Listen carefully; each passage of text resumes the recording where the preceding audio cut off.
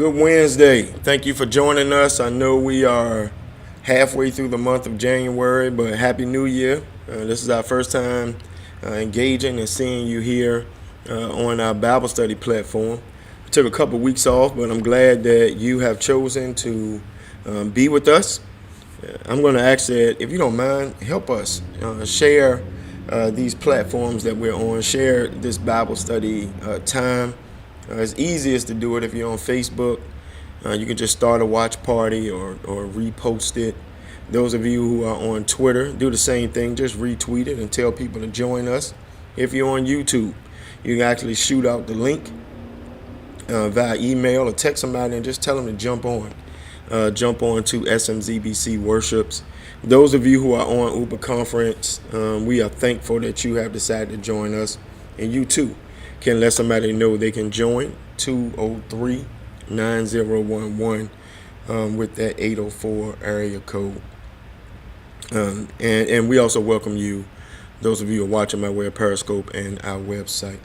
And we're going to jump right in, and this is a focus on our sixth lion chasing skill.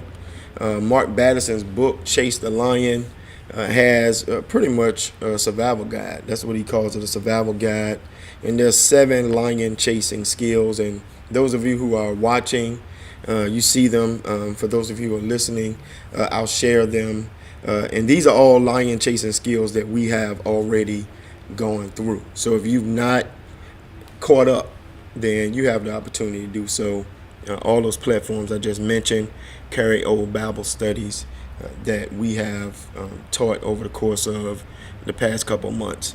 So defying odds, facing fears, reframing problems, embracing uncertainty, taking risk. And then today we're going to focus on skill number 6, which is seizing opportunities. Seizing opportunities. I want to start off with a quote from George Bernard Shaw. George Bernard Shaw, quote that Mark Batterson uses in the book.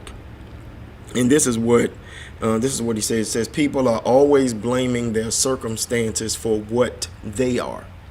I don't believe in circumstances. That's what Shaw says. The people who get on in this world are the people who get up and look for the circumstances they want. And if they can't find them, they make them. Now, I'd be interested to know what your thoughts are. If you are watching, you can jump in one of the chats and share.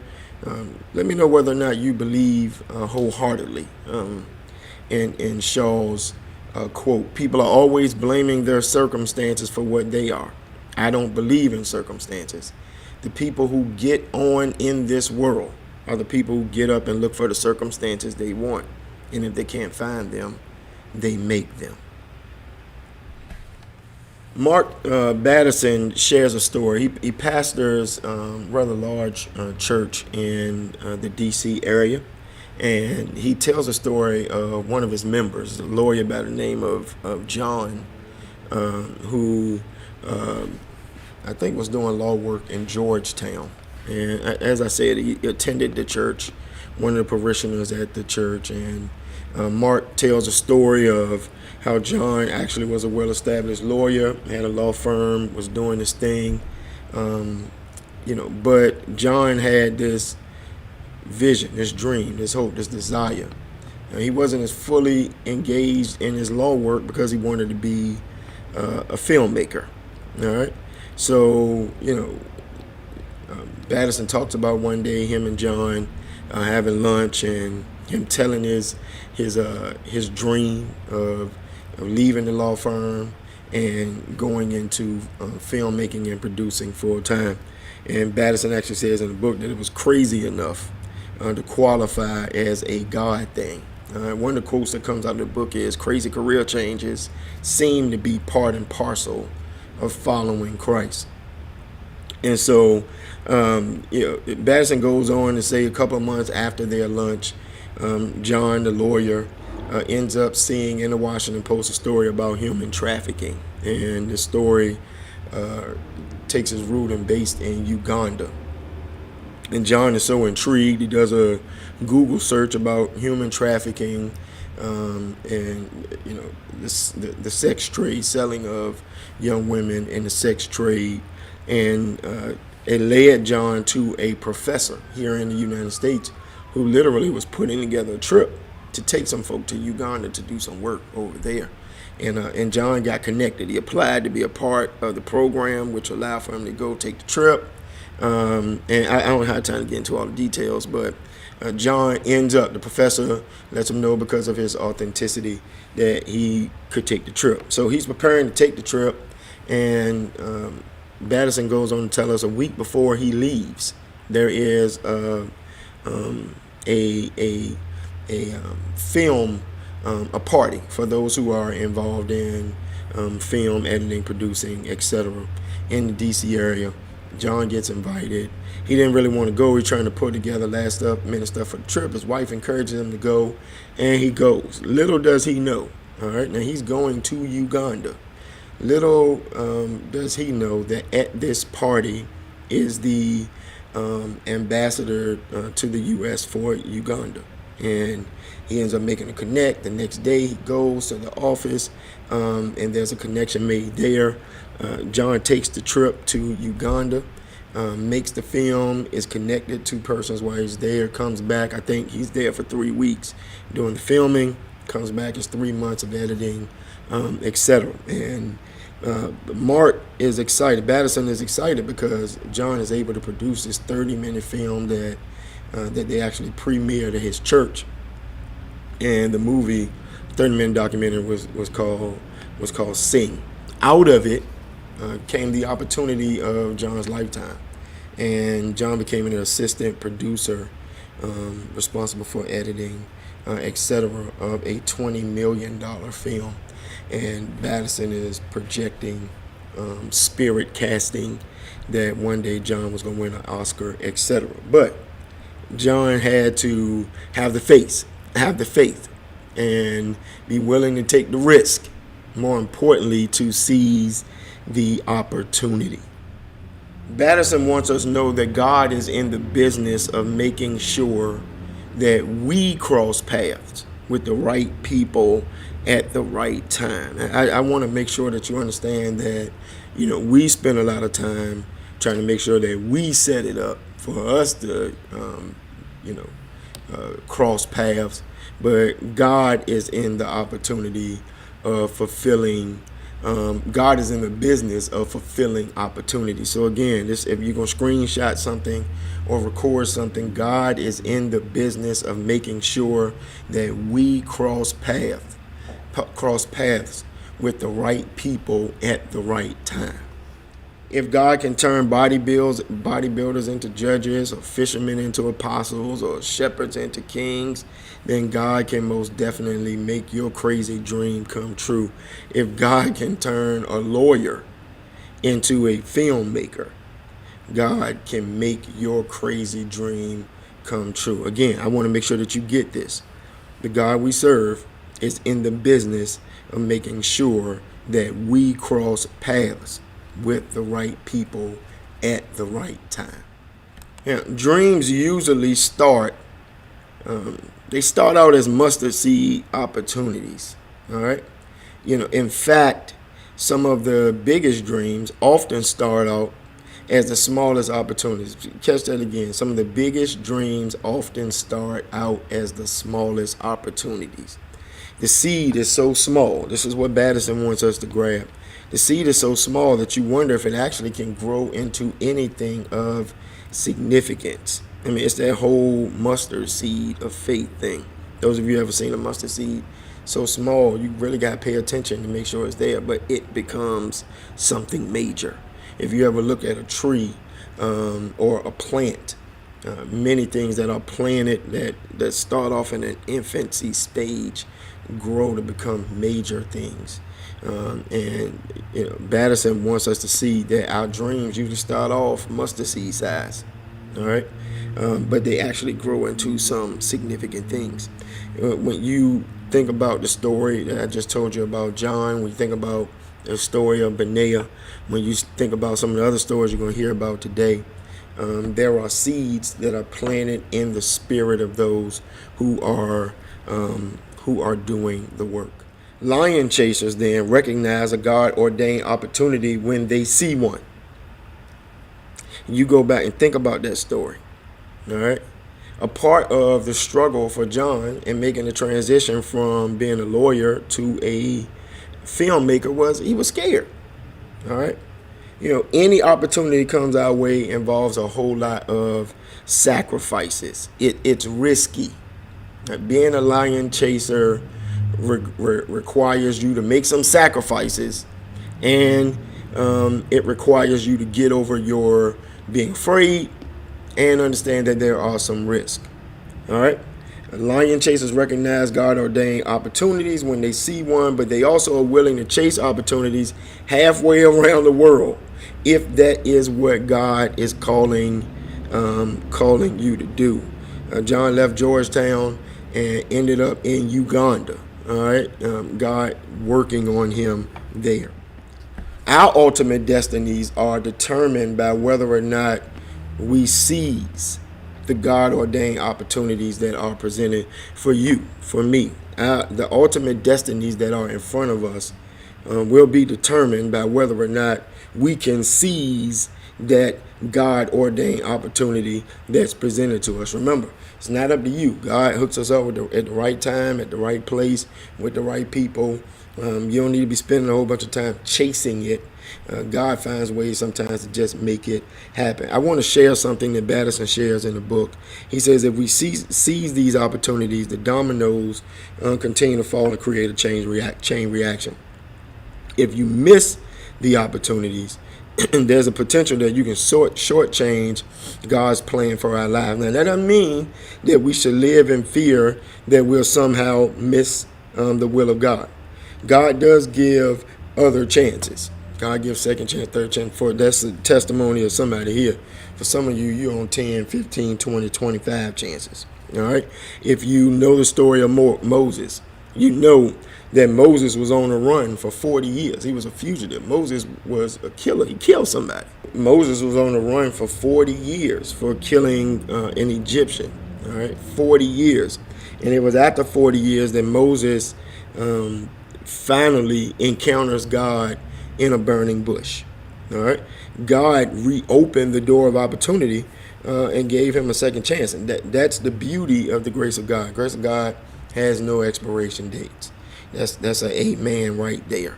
The grace of God has no expiration dates. God will keep on opening up the doors of opportunity for you. But I like this thing because Batterson says, I don't know about you. I'm glad that God is a second chance God, third chance God, fourth chance God. But I'm not trying to delay the process if I don't have to. I'm not trying to miss out on the opportunities that God has for me on the front go round. Why? Because life is too short. We've been talking about 2 Samuel 23 for the past 6 or 7 weeks now. If this is your first time, we're going to reintroduce real quickly a couple of verses from 2 Samuel 23. Reintroduce Benaiah. And I want you to hear the story, and then we'll jump right back in. Benaiah, son of Jehoiada, a valiant fighter from Kabzeel, performed great exploits. He struck down Moab's 2 mightiest warriors. He also went down into a pit on a snowy day and killed a lion. And he struck down a huge Egyptian. Although the Egyptian had a spear in his hand, Benaiah went against him with a club. He snatched the spear from the Egyptian's hand and killed him with his own spear. Such were the exploits of Benaiah, son of Jehoiada. He too was as famous as the 3 mighty warriors. He was held in greater honor than any of the 30, but he was not included among the 3. And David put him in charge of his bodyguard. So put yourself in Benaiah's sandals. All right. The story definitely could have been scripted differently. Benaiah sees the lion, and you've heard this before. You know it. Runs. Let's see this way. Benaiah sees the lion, and then Benaiah runs away. Breathes a big sigh of relief. I can see him on the side of a cave, bent over, thanking the Lord in worship that he wasn't eaten alive. No harm, no foul. All right. Now, running away from the lion, I know for most, if not all of us, running away from the lion would have been the most logical thing to do. For some, prudent. But guess what? If he would have ran, he would have probably gotten away, went back to the community, and fit in with everybody. He wouldn't have had the resume building experience that goes into him becoming the person that he wants, that he was trying to be. Now, a lot of times the voices in our head, the things that speak to us, our conscience, or whatever you want to call it, will tell us to do the least impactful, most safe things, the things that are most prudent. But Scripture doesn't describe Benaiah as being prudent. It actually uses the adjective valiant. All right. Now there are things that happen in your inner being, would be telling you that if you did it, you're crazy, you're risky, you're dangerous, you're dumb, stupid. Sometimes your inner being will ask you, have you lost your mind? And I believe that, being a lion chaser sometimes require you to say, yes, I've lost my mind. I've got to be trusting of God. I've got to operate on faith. I've got to follow some of these survival skills. I've got to think about taking risk and facing fears and finding a way to reframe problems. I said all of that because I want to remind you again that lion chasers are opportunists. Lion chasers are opportunists. All right? Their modus operandi is seizing God-ordained opportunities. Lion chasers aren't focused on avoiding problems. All right. Benaiah had to prove himself just like everybody else does. He started out as a bodyguard in Israel. He had a low-ranking position in the administration. Baddison jokes around and says he probably had a second job. He evidently proved himself in that position, and he was able to move up and become a leader over 24,000 men. He proved himself again, not just to David, but also to Solomon. All right. And so Benaiah fulfills his destiny and realizes his dream. And so you say, how? How do you climb the military chain of command all the way to the top? How do you become the most powerful person in Israel next to the king? And this is the piece that Baddison shares that I think is key. He said he did it by seizing one opportunity at a time. It is capitalizing on these God-ordained opportunities. All right? And what we fail to realize is this, is that Benaiah had to put together a resume. All right? He had to have some people who can co-sign on him. He had to sit down in some face-to-face interviews. He had to be clear. And none of that is any different than what we go through right now. It is life's experiences that can build us for what's next. So I want to repeat that dreams are achieved one opportunity at a time. Dreams are achieved one opportunity at a time.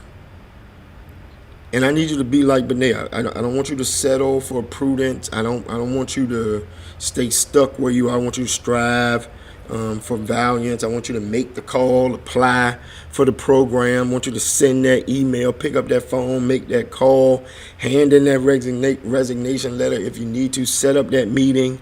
But dreams are achieved one opportunity at a time. Baddison goes as far as to say this: the genealogy of success always traces back to those mustard seed opportunities that we spoke of first. Now here's the challenge. Many of us fail to seize the small opportunities because we're looking for the big opportunities. But Scripture says, do not despise these small beginnings. And I like this. It's probably my favorite piece in the whole chapter. Many of us fail to seize the small opportunities because we're looking for many of us miss out on the big because we fail to seize the small. All right. Scripture says, do not despise these small beginnings. Benaiah started out as a bodyguard. Joshua was a personal assistant. Elisha was an intern. Nehemiah was a cupbearer. You got to prove yourself with the small opportunities. And when you do, God will bring bigger and better opportunities your way. I'm certain that there's somebody here with that testimony. That when you look back over your life, your success was built upon because you showed yourself faithful in the small opportunities. So today we're going to meet a new character. All right. And I'm almost certain you probably never heard of him before. I didn't. And I read the Bible cover to cover a couple times. And, well, not a couple times straight through, but I've read the Bible enough that I've not remembered this guy. All right. Now, it doesn't mean that he's insignificant, but maybe God was holding him for this moment.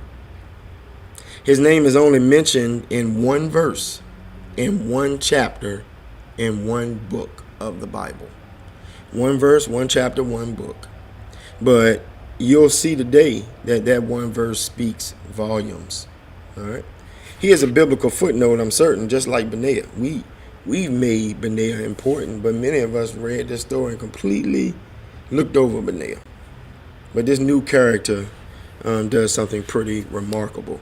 Check it out. After Ehud came Shamgar, son of Anath, who struck down 600 Philistines with an ox goad. He too saved Israel. As far as we know, he had no armor, no military training, no weapons. There's nothing that qualifies him to do what he does. The Bible says that he has an ox guard. That's a long stick that's used to prod ox while you're plowing. I'm certain that if he could choose his weapon, it wouldn't be that if he was trying to wage war. Badison, begins to talk about, I wonder what he would do if he had a real weapon, but he didn't. He didn't have a sword, didn't have a spear. All he had was this ox guard. And he did the best that he could with what he had. And I'm gonna come back and talk about that in a second. All right. I believe that he and Benaiah were kindred spirit. Both of them had they displayed epic courage. Both of them defied the odds. Both of them changed the course of history. Their actions helped them and others. And both of them easily could have found a logical excuse of non-involvement. Here you look at this look at this text we just looked at, and he was outnumbered 600 to 1, and all he had was a stick. The Egyptian had a spear the size of a weaver's bow, and all Benaiah had was a club. They were kindred spirits, yet they did the best they could with what they had. They were courageous, and they defied odds. Lion chasers don't look for excuses, y'all. You got to get this. They don't focus on the disadvantage. Lion chasers find a way to make circumstances work in their favor. Hear this before I move on. They don't look for excuses. They don't focus on disadvantage. They don't focus on why they can't do it. They don't focus on the things that are against them. They find a way to make circumstances work in their favor. Badison has this question that I thought was relevant, and hopefully it makes you think. He said, isn't it ironic that some people who have so much do so little, and others who have so little do so much? Lion chasers don't let what they cannot do keep them from doing what they can. Lion chasers don't look for excuses. They don't complain about what they don't have. They don't focus on their disadvantages.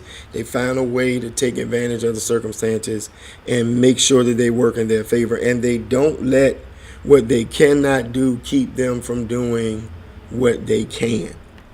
I love it because Batterson challenges us to rethink success. Batterson says that success is doing the best you can with what you have where you are. The best you can with what you have where you are. He goes on to talk about success being unique, success looking different for different people, depending on what your circumstance and your gift is.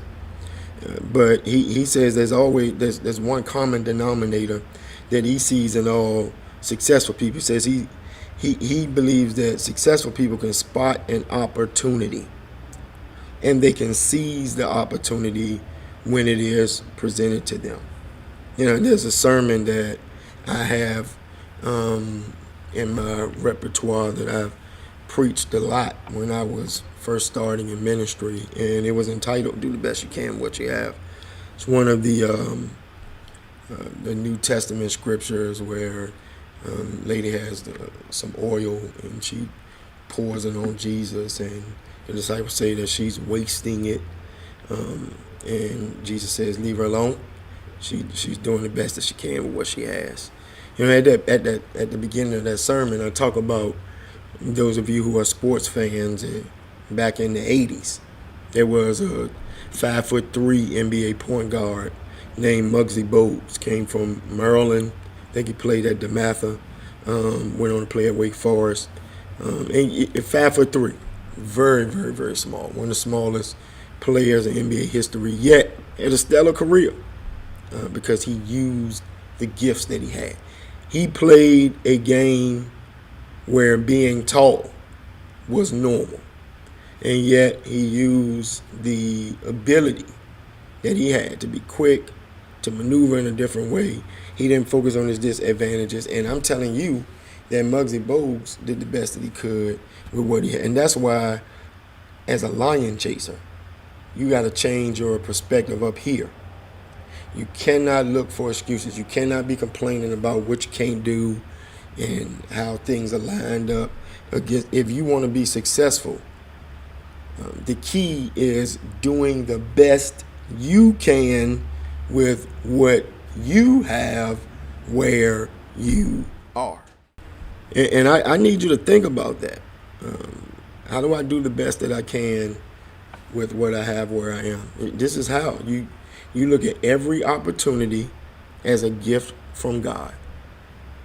Every opportunity is a gift from God. And then you got to ask yourself, what do I do with that opportunity? All right. And what I do with that opportunity then is my gift to God. Now, Batterson talks about the word opportunity, and he says that opportunity is translated in the Greek kairos. It refers to a serendipitous window of opportunity. All right. He goes on to say that seeing and seizing opportunities is an overlooked and underappreciated dimension of spiritual maturity. Every day is filled with countless God-ordained opportunities. Not a day goes by that we don't have an opportunity to love, an opportunity to serve, an opportunity to give, and an opportunity to learn. He challenges us because the truth is most of us want opportunities, but we want it neat and nice. We want it already stuffed or caged up. We want it cooked medium well. We want it served on a gold platter. Opportunities do present themselves. All right, and I'll talk about this a little later. Batterson says they are presented at the most inopportune times, though. All right, now we shift, and I want to talk to you about something that is very important. Batterson says that there are only two ways to live your life. You can either live your life in survival mode or in prayer mode. And this is a shift. This is one of the major lessons I'm teaching you today on my way out of here. Survival mode is simply reacting to circumstances around you. It's like a pinball existence. All right, and it happens. After a while, it can become monotonous, predictable, boring. If Benaiah had been in survival mode, he would have just reacted to the situation by just doing what? Running. Prayer mode is the exact opposite. Your antenna, your spiritual antenna is up. Your radar is on. All right. He talks about this reticular activating system. It's on red alert. It's like the nerve cells at the bottom of your brain that go off when important things happen. Prayer puts you in that type of posture. All right. It's that RAS is what they call it. When it feels like, when the brain feels like there's something that is important, or these nerve cells, then everything that hits at that point registers. So if there's something that intrigues you or whatever be the case. So prayer does the same thing for your journey. All right. The Aramaic word for prayer, slapha, actually means to set a trap. Prayer helps us catch the opportunities God throws our way. And so, heading toward the end, a couple pieces of scripture. One of them right here. I think I got 3 or 4 scripture before we're done. The Psalm, the 5th chapter, the 3rd verse, I think kind of sets the course for where we're going. Look at this real quickly as it relates to prayer. In the morning, Lord, you hear my voice. In the morning, I lay my request before you and wait expectantly. One of our greatest spiritual shortcomings is having low expectations. Mark Batterson, talks about the fact that we don't expect much from God because we don't ask much. All right? Batterson personally says when his prayer life is hidden, he believes God and can believe God for everything. But when he's in a prayer slump, he has a hard time believing God for much of anything. And I'm telling you, low expectations are the byproduct of a insignificant or from a time perspective, prayerlessness, not praying much at all. But prayer has a way of upsizing our expectations when we're consistently connecting with God. And that's what David does here. David can't wait to see what God is going to do next because David is living in prayer mode. In the morning, Lord, you hear my voice. In the morning, I lay my request before you and what? Wait expectantly. If there was anything that I would tell you as we move forward, it would simply be as you move forward and seize opportunities, that you got to devote yourself to prayer. It is your prayer life that keeps you focused. The more you pray, the higher your expectations. Prayer is important. And we've got to find a way to create categories like that reticular activating system so that we'll notice anything and everything, as I was telling you, that helps us achieve the goals that God has for us and answers our prayers. And it all comes back to being connected. If you want to see and you want to seize God opportunities, you've got to live in a prayer mode. All right, so check out Colossians 4 and 2, and I'll come back with the word after that. Devote yourselves to prayer, being watchful and thankful. If you want to make the most of every opportunity, you've got to devote yourself to prayer. That's what Colossians is saying. Be watchful. Now, the word watchful is a throwback to the Old Testament. The watchmen, the guys who set up on the city wall, and their whole job was to keep watch, scan the horizon, see what's going on. They were the first people to see the enemy attacking. They were the first people to see the traitors who traveled, and that's how we got to be. We got to live in prayer mode. We got to be watchmen, watch women, all right? We got to see further than other people see. And they see things, watch men and women before others see them. And they see things that other people don't see. People who live in prayer mode see opportunities that other people don't even notice. Living in prayer mode is the difference between seeing coincidences and seeing providences. Prayer has a way, Batterson says, of helping us recognize that we might things that we might dismiss as accidents that are really divine appointments.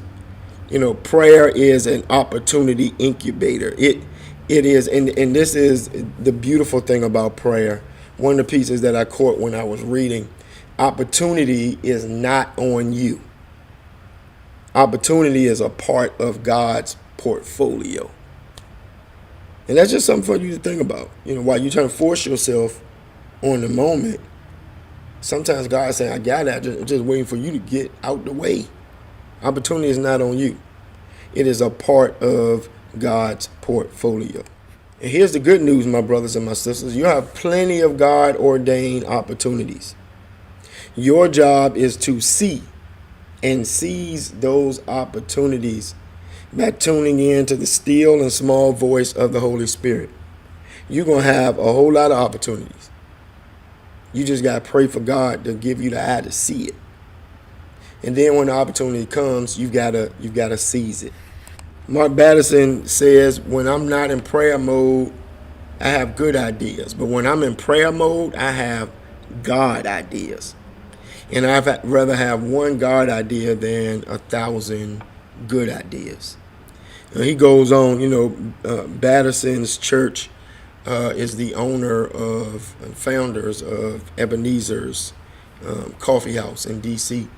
And he goes on and tells a story about Howard Schultz, who has a decision to make whether or not he wants to put $75,000 of his own personal money, personal income, into initially what would be a $4 million total investment to purchase some Starbucks coffee houses.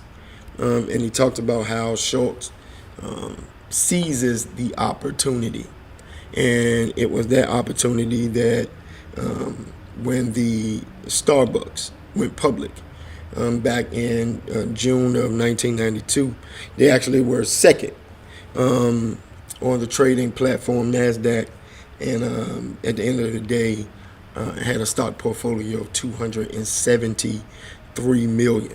And that's a great turn on $4 million. Batterson wants us to see, sometimes you got to seize the opportunity. It may seem crazy, but at the end, God's up to something. Opportunities usually come disguised as in the most inopportune times, at the most inopportune moments. They come disguised as insurmountable problems. All right? And, I shared this earlier, I shared it again. Lion chasers are the kind of people who rise to the occasion. They're the kind of people who refuse to be intimidated. They're the type of people that play to win. They fight for what they believe in. They don't live life sitting back on their heels. They live life on the tips of their toes, waiting to see what God is going to do next. Now, a couple scriptures, and I'm almost out of your way. I want you to check these scriptures out from Ecclesiastes 11. And I'll come back in a second. Invest in 7 ventures, yes, in 8. You do not know what disaster may come upon the land. Whoever watches the wind will not plant. Whoever looks at the clouds will not reap. Sow your seed in the morning, and at evening let your hands not be idle. For you do not know which will succeed, whether this or that, or whether both will do equally well. Listen, for what it's worth, the average college graduate will change jobs 10 times. They may change a career path 3 to 5 times. You don't have to get it right the first time, but you do have to sow your seed. You got to start somewhere. You got to seize the opportunity. More often than not, the only thing between you and your dream is a rational excuse.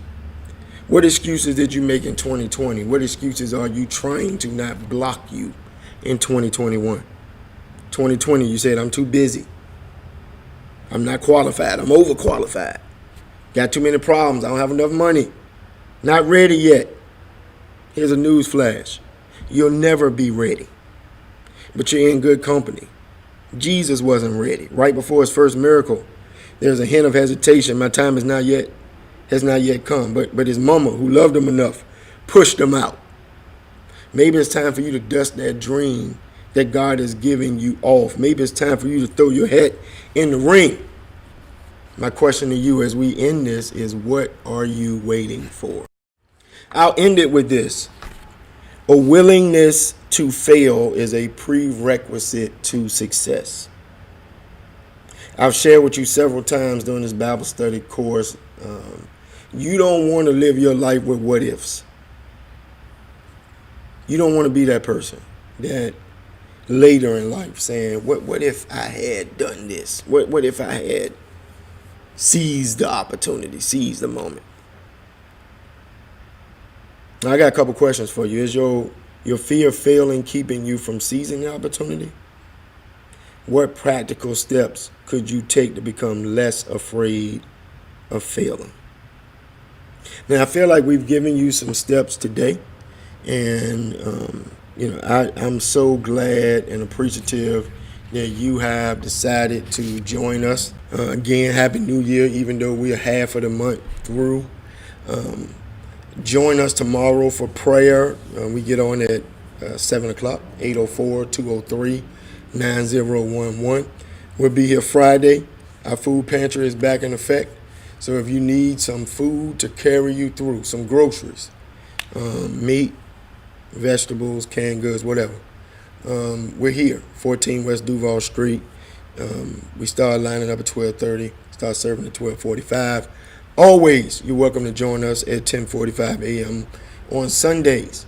And if this ministry is blessing you, and one thing, many of you hit me up in 2020 and was like, listen, I didn't go to your church on Sundays.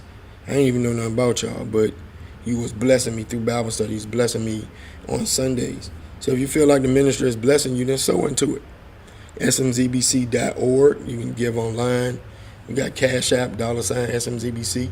We do Venmo, SMZBC. You can do Zelle, giving at smzbc.org. You can mail to the church, 14 West Duval Street, Richmond, 23220. Mount members, I want to see you. And we're going to sign off. Jump over to Zoom real quick. Numbers right there, 892-0180-4255. Those of you on Uber Conference, hold on. Don't go anywhere. All right? Got some prayer requests that I need to share with you, seeking shut-in information. And I just want to see your face and talk to you. All right. Love you guys. Thank you for joining us.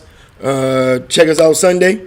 And for those of you who are on primarily for Bible study, same time next week, noon